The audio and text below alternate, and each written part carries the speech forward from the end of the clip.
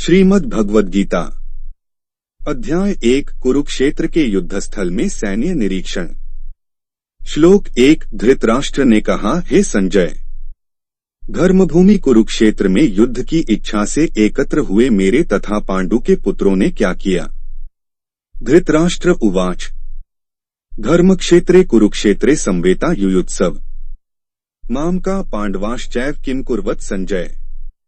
शब्दार्थ धृतराष्ट्र उवाच राजा धृतराष्ट्र ने कहा, धर्म क्षेत्रे धर्मभूमि तीर्थस्थल में कुरुक्षेत्रे कुरुक्षेत्र नामक स्थान में संवेता एकत्र युयुत्सव युद्ध करने की इच्छा से माम का मेरे पक्ष पुत्रों पांडवा पांडु के पुत्रों ने च तथा एव निश्चय ही किम क्या अकुर्वत किया संजय हे संजय।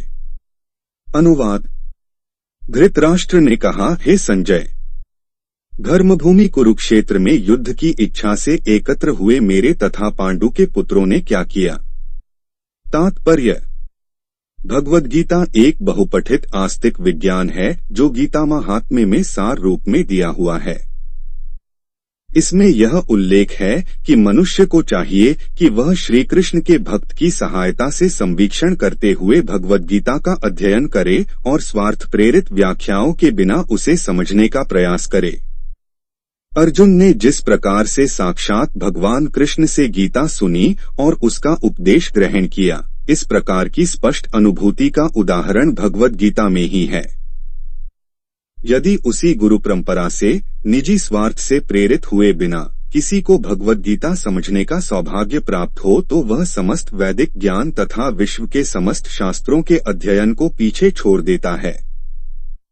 पाठक को भगवद गीता में न केवल अन्य शास्त्रों की सारी बातें मिलेंगी अपितु ऐसी बातें भी मिलेंगी जो अन्यत्र कहीं उपलब्ध नहीं हैं।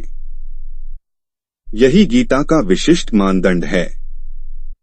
स्वयं भगवान श्री कृष्ण द्वारा साक्षात उच्चरित होने के कारण यह पूर्ण आस्तिक विज्ञान है। महाभारत में वर्णित धृतराष्ट्र तथा संजय की वार्ताएं इस महान दर्शन के मूल सिद्धांत का कार्य करती हैं। माना जाता है कि इस दर्शन की प्रस्तुति कुरुक्षेत्र के युद्धस्थल में हुई जो वैदिक युग से पवित्र तीर्थस्थल रहा है। इसका प्रवचन भगवान द्वारा मानव जाति के पथ प्रदर्शन हेतु तब किया गया जब वे इस लोक में स्वयं उपस्थित थे। धर्मक्षेत्र शब्द सार्थक है क्योंकि कुरुक्षेत्र के युद्धस्थल में अर्जुन के पक्ष में श्री भगवान स्वयं उपस्थित थे। कौरवों का पिता धृतराष्ट्र अपने पुत्रों की विजय की संभावना के विषय में अत्यधिक संदिग्ध था। इसी संदेह के कारण उसने अपने सचिव से पूछा, उन्होंने क्या किया। वह आश्वस्त था कि उसके पुत्र तथा उसके छोटे भाई पांडु के पुत्र कुरुक्षेत्र की युद्धभूमि में निर्णयात्मक संग्राम के लिए एकत्र हुए हैं। फिर भी उसकी जिज्ञासा सार्थक है। वह नहीं चाहता था कि भाइयों में कोई समझौता हो, वह युद्धभूमि में अपने पुत्रों की नियति, भाग्य, भावी के विषय में आश्वस्त होना चाह रहा था। चूंकि इस युद्ध को कुरुक्षेत्र में लड़ा जाना था, जिसका उल्लेख वेदों में स्वर्ग के निवासियों के लिए भी तीर्थस्थल के रूप में हुआ है, धृतराष्ट्र अत्यंत भयभीत था कि इस पवित्र स्थल का युद्ध के परिणाम पर न जाने कैसा प्रभाव पड़े। उसे भली भांति ज्ञात था कि इसका प्रभाव अर्जुन तथा पांडु के अन्य पुत्रों पर अत्यंत अनुकूल पड़ेगा क्योंकि स्वभाव से वे सभी पुण्यात्मा थे। संजय श्री व्यास का शिष्य था, उनकी कृपा से संजय धृतराष्ट्र के कक्ष में बैठे बैठे कुरुक्षेत्र के युद्धस्थल का दर्शन कर सकता था। इसीलिए धृतराष्ट्र ने उससे युद्धस्थल की स्थिति के विषय में पूछा। पांडव तथा धृतराष्ट्र के पुत्र दोनों ही एक वंश से संबंधित हैं, किंतु यहाँ पर धृतराष्ट्र के वाक्य से उसके मनोभाव प्रकट होते हैं।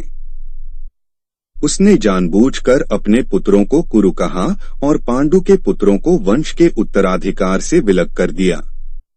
इस तरह पांडु के पुत्रों अर्थात अपने भतीजों के साथ धृतराष्ट्र की विशिष्ट मन स्थिति समझी जा सकती है।